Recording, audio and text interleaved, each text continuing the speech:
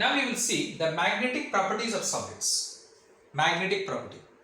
You know that the electrons which are present in the solid, they are not only revolving on its orbit, but also it is spinning on its axis. Not only it is revolving in its orbit, but also it's spinning on its axis. We have already read the spin quantum number. We have got two types of spins. One is anti-clockwise, another is a clockwise spin. So due to this orbital motion along the nucleus and with the spinning motion along its axis, what it gives rise to? It gives rise to magnetic moment. It gives rise to magnetic moment. In case of solids. In case of solids, it gives rise to magnetic moment. Now each molecule, it behaves as a domain. We can say that. In a case of magnetic substances, it behaves as a domain. Domain means it has got two poles. One north pole, another is a south pole. We can say that. Which we come to know from the domain theory of solids. We can say that each molecule of a magnetic substance behaves as a domain which has got two poles, or which is bipolar, we can say that, or dipolar, we can say that. The better word is dipolar. It has got two poles. One is the north pole, another is the south pole. North pole, south pole, where we find it out? In case of magnetic solids, in case of magnetic substances. And how it develops? It develops with the orbital motion of the electrons around the nucleus and the spinning motion of the electrons around its axis. This two motion gives rise to the magnetic properties in solids. Fine. That we have studied all these things in class 11 about the different quantum numbers and everything we have discussed. We are not going to details there. Now we will come to the type of magnetic solids. What are the different types of magnetic solids which are developed due to this motion? We can say that. It can be diamagnetic substances. It can be paramagnetic substances. It can be ferromagnetic substances. It can be antiferromagnetic substances, and it can be ferrimagnetic substances. Got it? Now, what is diamagnetic substances? Diamagnetic. The first one is diamagnetic substances. Diamagnetic substance. We can say that. So, diamagnetic substance are those substances which are weakly repelled by a magnet. Weakly repelled. Substances which are weakly repelled by the external magnetic field are called diamagnetic substances. Weakly repelled. Why it is repelled? Because it's the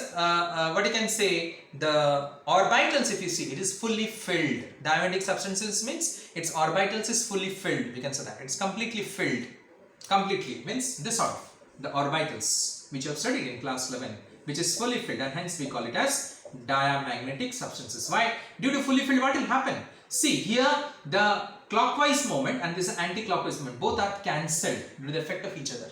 As the clockwise and the anti-clockwise moment are cancelled, the net magnetic moment is what? Zero.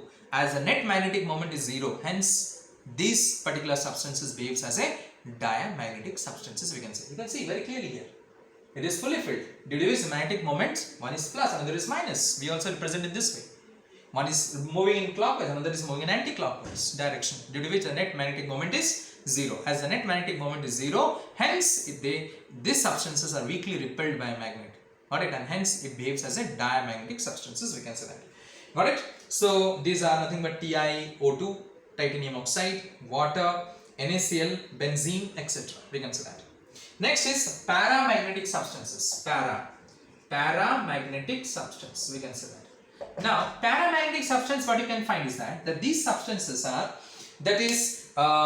weakly they are attracted by the external magnetic field. Got it? The substance which are attracted, not strongly, so strongly, but weakly they are attracted by the external magnetic field. We can say that. So they are known as paramagnetic substances. So this paramagnetic nature is being produced by the presence of at least one unpaired electrons present in it.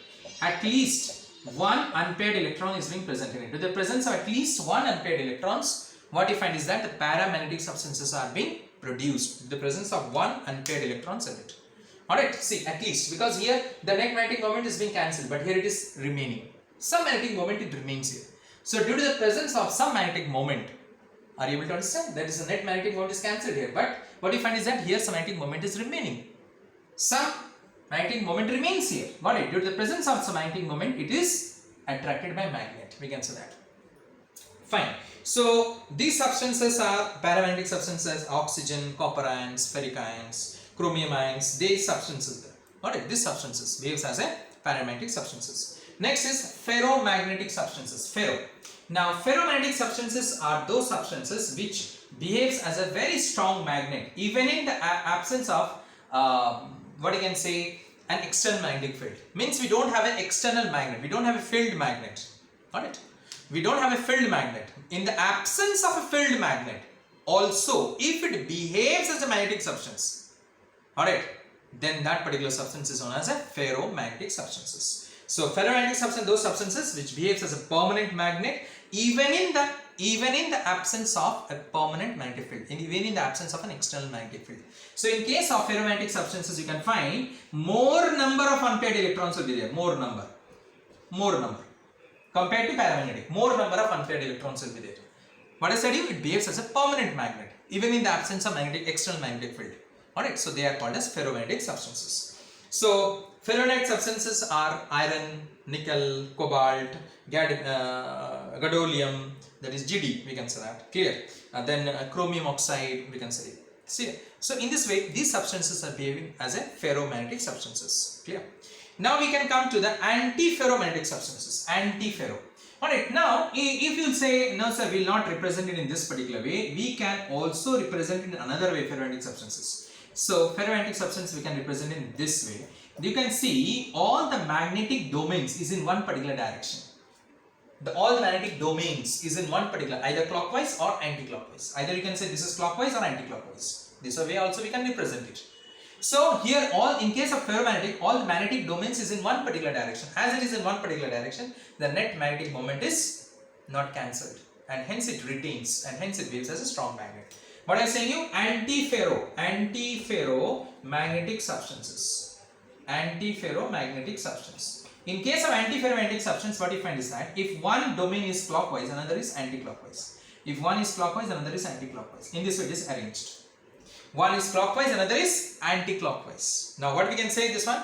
Substances which are expected to possess paramagnetism or ferromagnetism, but on the absence of magnetic moments of the domain, but actually they possess zero net magnetic moment. If you look at, you can say that either it is paramagnetic or it can say it is ferromagnetic, because the magnetic domain is either clockwise, anti-clockwise.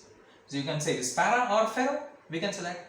But the net magnetic moment is what? Zero. You can see it is cancelled, this is cancelled, this is cancelled, this is cancelled.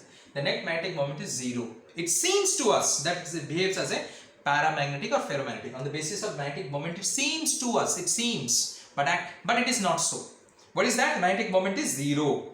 It has got zero net dipole moment, we can say that. So hence it is called anti-ferromagnetic substances. So example is MnO, manganese oxide, we can say that. It comes under anti-ferromagnetic substances. Next is your ferrimagnetic substances. Ferrimagnetic substance.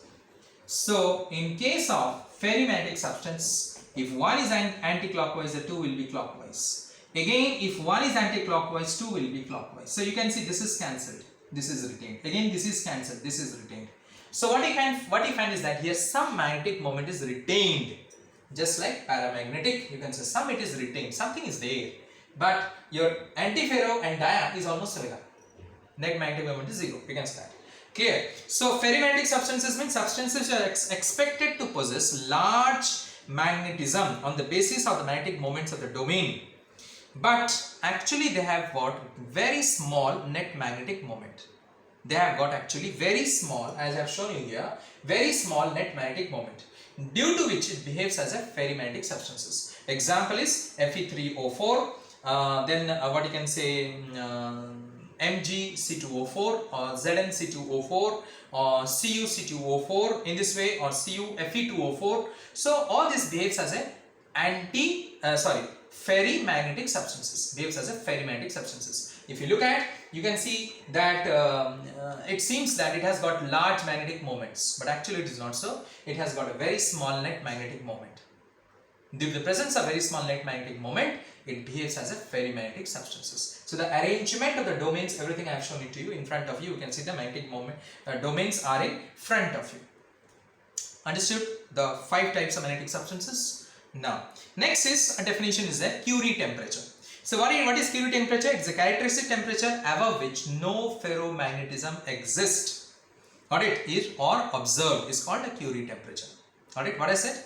A temperature above which, that is, you'll find a particular substances above a particular temperature. Got it? The ferromagnetism does not exist. Got it? And that particular temperature is called as Curie temperature. We can say that is known as Curie, C-U-R-I-E, Curie temperature. Got it? So that is nothing but ferromagnetic substances becomes paramagnetic at 850 Kelvin. We can say at 850 above a particular temperature, ferromagnetic substances at a particular temperature becomes paramagnetic.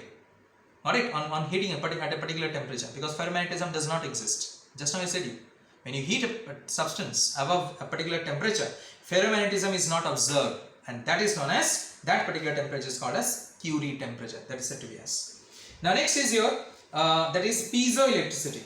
So what you find is that certain substances on pressing it, on application of mechanical stress, this is, suppose the substance is there, I am applying some stress, I am pressing it. So a small current flows through it. A small amount of electricity is produced due to the mechanical stress, because some of the electron manage to slip away from that particular solid, and these electrons which manages to slip away from the solid on application of the stress, got it, they are called as, what is that, piezoelectric solids, and the electricity which is produced is known as piezoelectricity. Piezo, P-I-E-Z-O. Alright, so when mechanical stress is applied on such crystal, electricity is produced due to the displacement of the ions, and these solids are called as piezoelectric solids, and the electricity produced is called as piezoelectric solids. Next is pyroelectricity. Some piezoelectric crystals, when heated, produce a small electric current. Alright, when piezoelectric crystals, piezoelectric, how it is developed? On application of stress, some electrons manages to slip away, or it get displaced, some ions get displaced from its position, due to which it conducts current. And when this sort of substances are being heated, again it conducts a little bit of more current. Alright, so that particular crystals are known as what? Pyroelectrical solids. Those type of solids are known as. And the electricity thus developed is known as pyroelectricity. Again I repeat, when piezoelectric crystals are heated, then some current flows through it. Some amount of current, electric current flows through it. So that current is called as pyroelectric current, and the substances are known as pyroelectrical solids. We can say that. Alright. So in this way, we are having piezoelectric current, pyroelectric current. We are also having ferroelectricity. So in some of the piezoelectric crystals, the dipoles are permanently polarized even in the absence of electric field. Alright, even because ferroelectric substance we have read it, no? Ferromagnetic substances, even in the absence of magnetic field, it gets what you can say, shows a large magnetism. Same thing. Even in the absence of an electric field, it conducts current. We can say that.